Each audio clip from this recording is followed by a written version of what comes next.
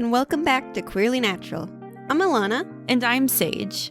Here at Queerly Natural, we have research-based discussions about sexuality, sex, and gender in nature. Join us monthly for an episode about a different plant, animal, fungus, or microbe, and learn with us about their lives and how it relates to queer identities in humans. In a world that tells humans that being queer is wrong, abnormal, and sets us apart from the other life on this planet, we are here to show you the opposite is true. Based on what nature shows us, being queer is clearly natural.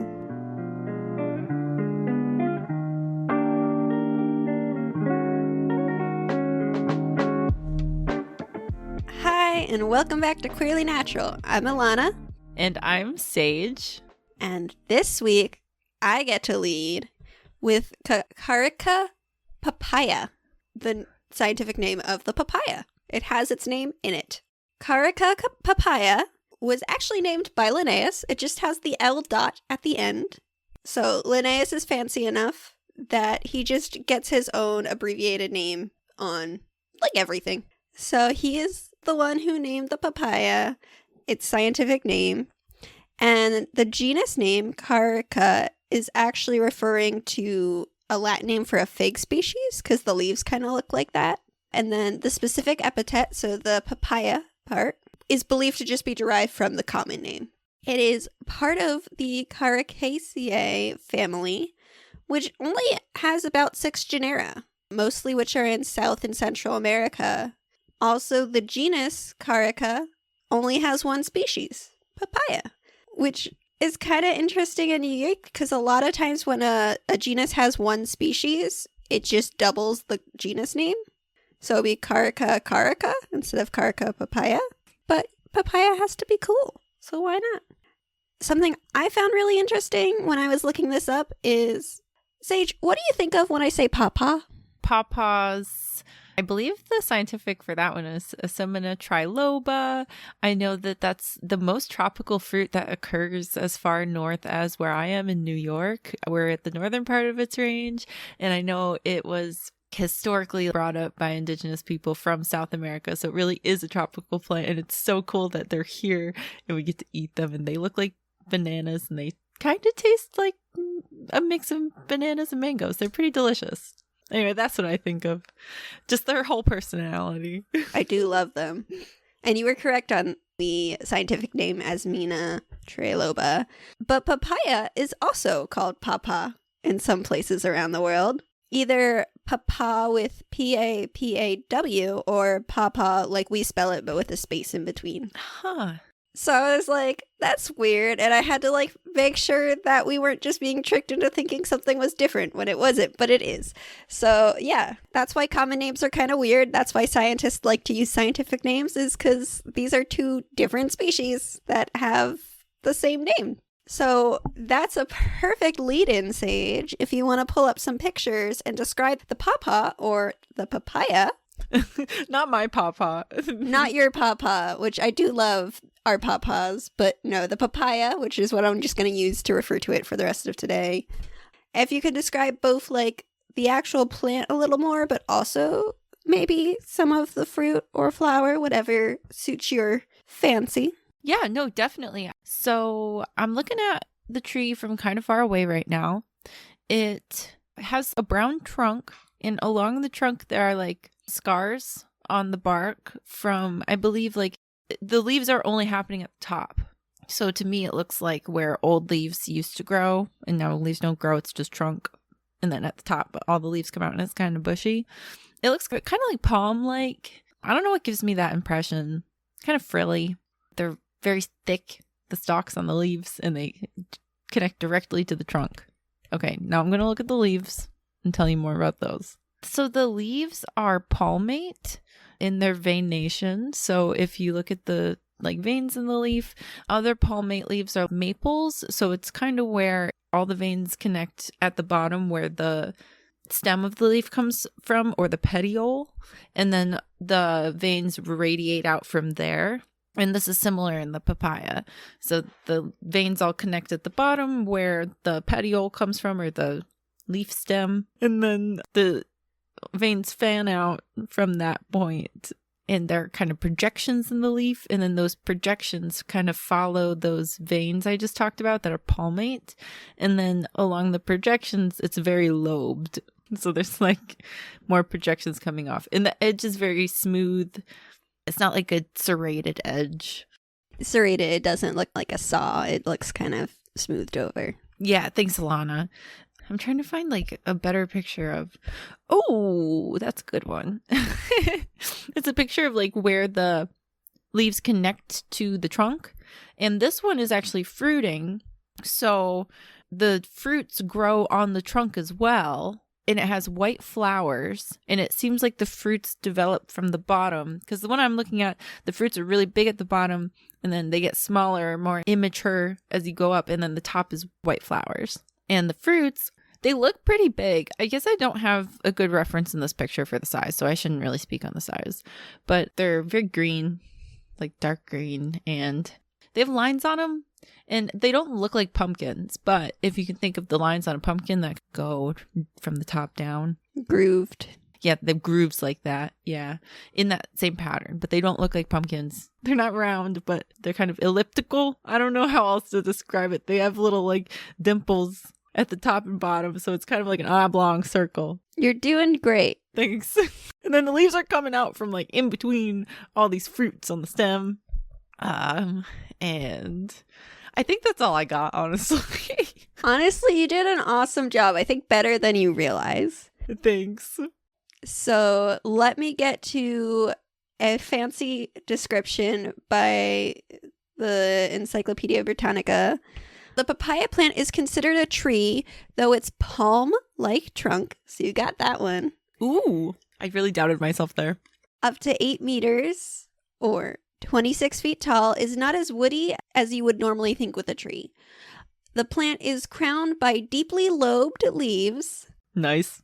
Sometimes 60 centimeters, 2 feet across. Borne on hollow petioles, so those leaf stalks, about 60 centimeters long.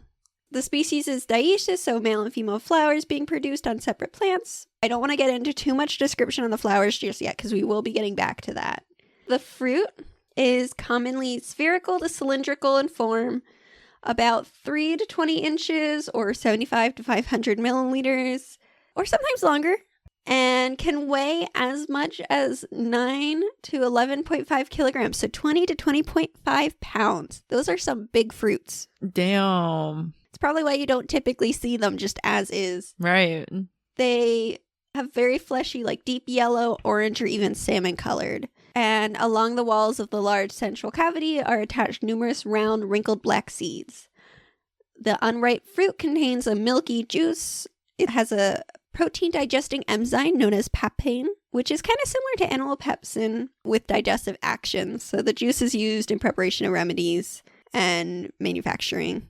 Height-wise, this one says up to 8 meters. I had another source that said 10 meters. Lifespan can be just under 20 years, so we are older than any papaya plant you would see. That's kind of sad. Though some sources say more about 5 years is common. I'm not sure if that is native versus cultivated kind of scenario here. Right. So I know that was a lot of information, but honestly, Sage, you got most of it. I think you just didn't see a picture of an opened fruit, which is fine. Fake it till you make it. You know your botany terms. Thanks. I was very proud of that. So moving on, where would you find this?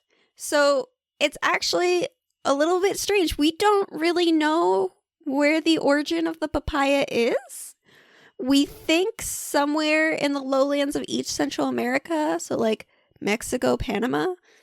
But it's been moved around and transported so much, we just don't really know where it started. Damn. Wow. What do you think of that? Because like I've read so much research into like the origin of the apple. Why do we just not care about the papaya as much? Is it that? I mean, there is some. I think it's just been naturalized a lot of places. And I mean, there's definitely research going into that in like Mexico, Panama area. But yeah, it's just, I think it's just so interesting. It's like, it's a plant that we've been so dependent on. We've moved it everywhere that we just don't even know where we found it. Right. You know, and I'm sure before like, you know, European explorers got there too, that indigenous people were moving it around. I mean, it sounds pretty yummy. I mean, a lot of people like it. So, and there's quite a few uses for it too, beyond just eating. Right. Part of the travel of the papaya, the seed was from like Central America, was actually transported to the Caribbean and like Southeast Asia, specifically the Philippines, by Spaniards in the 16th century and introduced to Hawaii in the early 1800s. So we do actually have like a travel like passport for papaya seeds. Oh, nice. And today, the fruit crop, because we of course grow it, is pretty much in any tropical country and in many subtropical regions with a whole bunch of varieties, and it has actually naturalized in a lot of these areas. So while it's not from this area, it is not invasive, but it's able to live there like it's from the area without disrupting too much. Right. I didn't get too much into the ecology again, partially because we don't know where it came from. So some of it's like, well, in this area, maybe it's eaten by this animal, but that area, it's eaten by that animal. Pollination, it does tend to be pollinated by a variety of insects and, at least in one scenario, a bird. We've got our bees, our flies, our butterflies and moths all visiting it. A few references even included the hawk moth. Ooh. I love hawk moths. I think they look really cute. And then another interesting thing, it's such an important agricultural crop, but when it comes to like wild populations, they are in decline, but they don't actually have an official like conservation status. Status is being like of least concern or threatened, endangered, extinct. It was determined to be officially listed as just not enough information. What? And we're just leaving it as that? At least as of 2016, I believe, was when they designated it that. If the wild populations are declining, like that's kind of like, maybe we should be a little bit concerned. I do wonder if part of it just comes again from not really knowing which are native versus introduced naturalized. But I guess like in Central America, even with that spread, you could probably still work it out. It probably just goes back to a lot of places in the world are still really understudied when it comes to what's there and how they're doing. It's not the first time I've seen a species listed as we just don't know. Right. So let's kind of talk about domestication. So like a lot of pretty much all of our plant foods, we've domesticated them. So over hundreds, if not thousands of years, we've selected different traits and bred them and kind of chosen plants we like the best.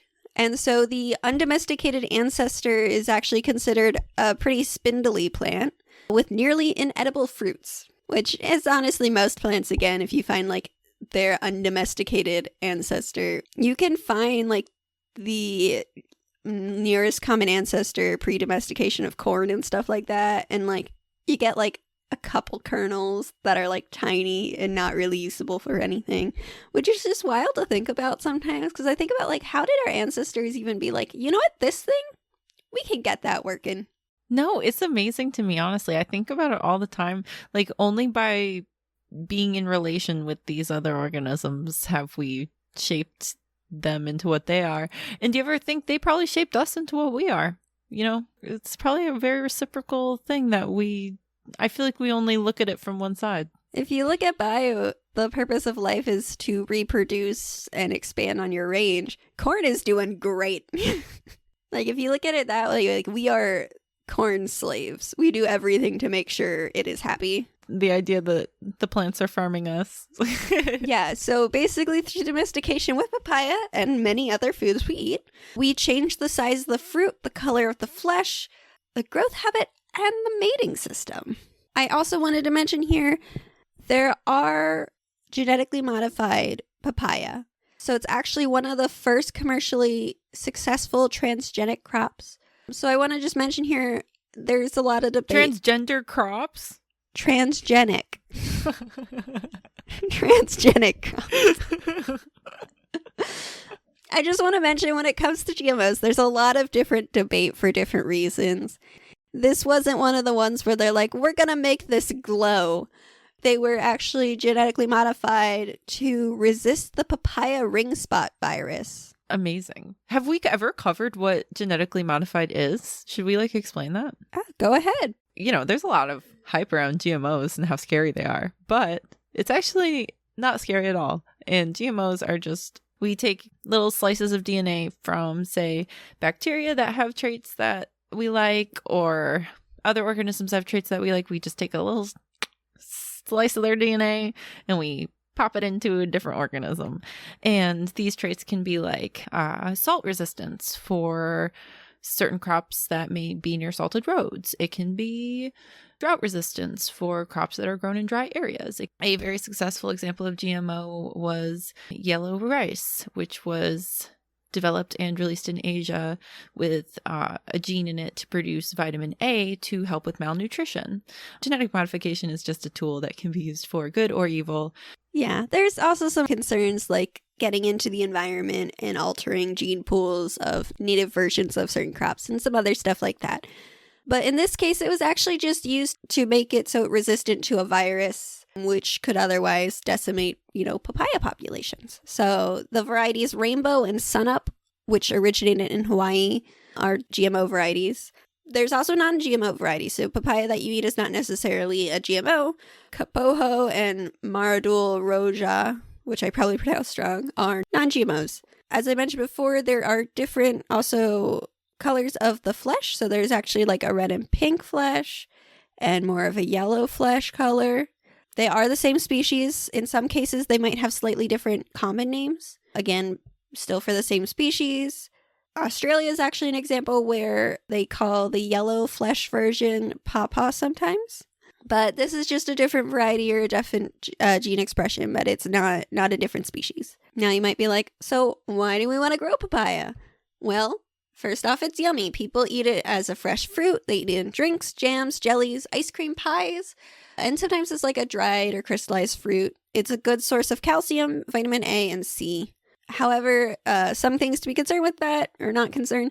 Unripe, so the raw fruit, has a high latex content.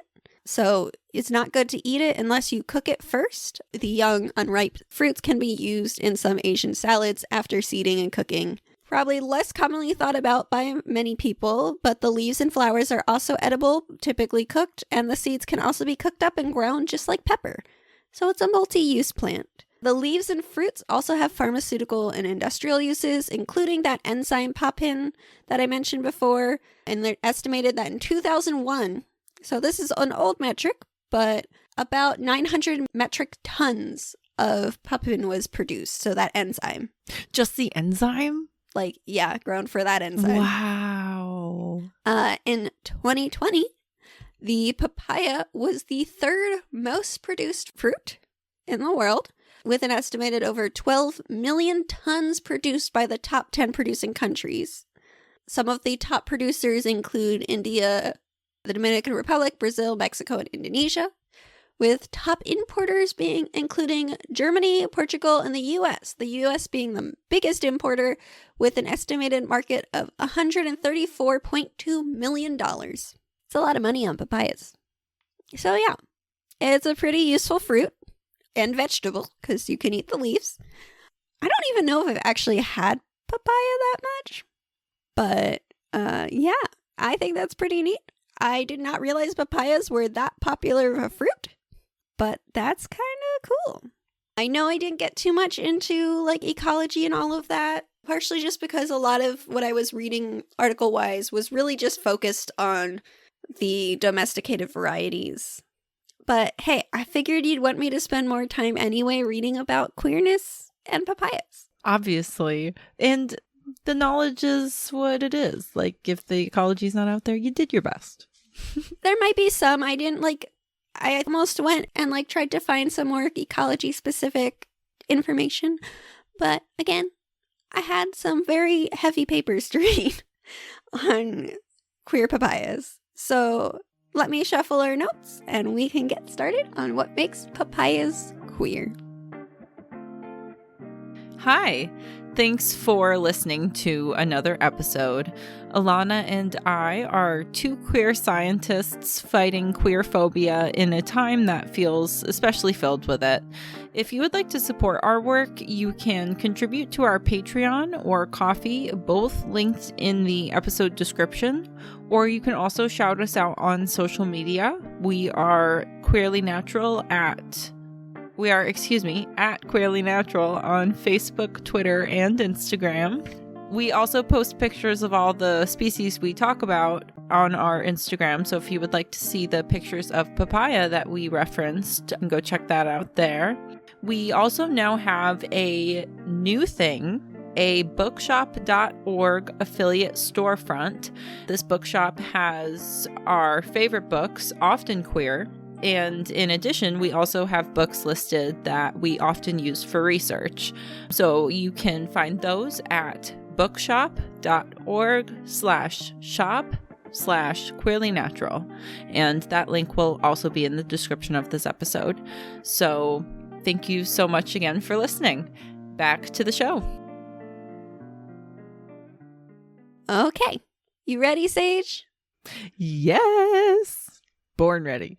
Okay. So the reason I skipped a lot of the information on the flowers is because the papaya is queer because it is noted in literature as having 3 sexes, being known as trioecious instead of dioecious, which is the 2 sexes, or monoecious, which is 1 sex plant. So I will note most plants are hermaphroditic. Male and female is in the same plant, known as monoecious, or at least have that as an option, with about only 5 to 6% of angiosperms, so flowering plants, being exclusively dioecious. So I always just say, plants kind of normally are just queer. It's kind of the norm is you're both male and female. So in human standards, queerness is normal. Absolutely, especially if only 5 to 6% of flowering plants have males and females on separate individuals. That's pretty queer, honestly. So in this case, when it says 3 sexes, which is how it's written in a lot of literature, it doesn't mean like there's a special like 3rd sex that's required, but rather that you can be male, female, or both, which is referred to as hermaphroditic. So you have 3 options. Right. And this leads to some differences. One thing that's really annoying for a lot of growers for producing the fruit is the differences aren't visible during the vegetative stages. So while it's growing before it produces a flower, you can't tell. Who knows? You can't plant a specific one and be like, this one's going to be a girl. I got this.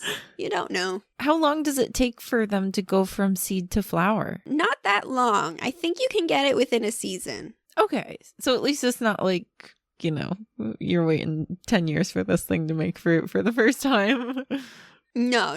It's not like you're waiting 10 years, but it does mean that you lose out on a season of production. True. But the flowers are actually pretty different. So the typical means of people actually going out and identifying the plants is that literally growers have to send someone who knows the different, like, flowers to go out into the field and check every plant to figure out what kind of flower it's producing. Really? So that's like a job you can have?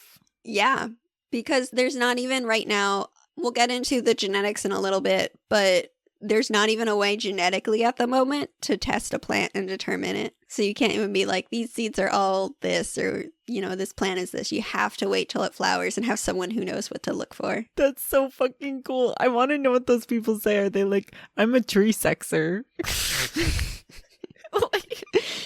And I will say the flowers are pretty different. I'm hoping to share on our socials some images from some of the papers I read. I need to make sure we're allowed to. But there's some pretty cool comparisons in pictures of what the different flowers look like with helpful arrows. Yeah. Oh, I hope we can show that. But the hermaphroditic flowers have 5 petals, 5 carpels, 10 anthers, an ovary, and a pistil. Which are the male parts and which are the female parts? So the ovary, of course, is going to be the female part. The anther is the male part. This is sperm producing part, right? Yeah, pollen producing. Right. I've gone through flower anatomy so many times and the words still sound like gibberish to me. Oh, yeah. I know it, but I'm like, let me just make sure, because sometimes I forget stamen versus anther. Right. No, same. Or stigma versus style.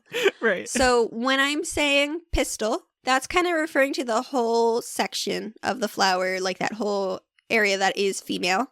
The top part is the stigma that receives the pollen.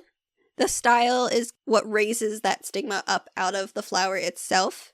And then the ovary is actually where egg is waiting to be fertilized. It's also what we eventually eat. The stamen is the male's part, where the anther is kind of the top part with the pollen, and the filament just holds it up so it's not directly against, the base of the flower. Right. So this hermaphroditic flower, the Yeah, hermaphroditic. Yeah, so that flower had all of those parts? Mhm. Amazing. It has 10 anthers and a pistil, Wow. which includes a ovary. It's got it all. Don't need anyone else. That's so cool. And the fact that there are just single, like, entirely male plants as well as entirely female plants. Oh, we love it. Queer even among plants, which are already queer by default most of the time. Honestly, animals are kind of the weird one. Right? Us and our separate sexes. Wild concepts. The female flower has the 5 petals and an ovary, but no stamens. And then the male, of course, has the anthers, but no ovary or pistil. Another interesting thing with the flowers is that in papaya, sex is not only determined by your genetics, it's also determined a bit by abiotic factors, so non-living things in your environment. And so, more often, hermaphroditic flowers, they can suffer abnormalities due to these abiotic factors, so environmental factors, which can lead to some sterility, sex reversal, Ooh. weird fruit shapes. Bananamoid is, I think, what it is called. Bananamoid? Yeah, or something like banana pod. I don't know. It's weird. It looks kind of banana shaped. Sorry, the word is weird. I love it. Along with carpeloidy and pentandry, which I'm going to explain in just a second. So pentandry is basically a flower ends up with 5 carpels but few stamens and ends up having a flower that looks very similar to like a female plant. So even though it's a hermaphroditic plant, it ends up producing a female-like flower and often results in a malformed fruit, which is not ideal again for growers. So this happens, like this kind of switch towards more female occurs in low temperatures. Sex reversal can also happen. So again, it's a plant that would be coding for a hermaphroditic flower, but in high temperature, it has a reduced or just totally does not have the carpel, resulting in a non-commercial fruit. So probably just nothing that would be good to eat, or total abortion of the ovary. So no fruit. So it can also, low temperatures, you get towards more female. High temperatures, you tend towards more male, even though your genes are coding for both. Interesting. And you said the influence of environmental factors is greater on genetically hermaphroditic flowers.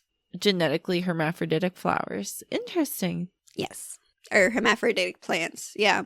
So you're mentioning like this being a problem for growers. Is it so unpredictable because are they crossbreeding the plant? Like, is the default to sexually reproduce papayas? So papayas need to be pollinated in order to, fruit. Right. So hermaphroditic plants can pollinate themselves, but of course the male or female cannot. But really what happens is anytime you have an abnormal looking fruit, so if you're hermaphroditic, you're expecting everything to produce a great fruit.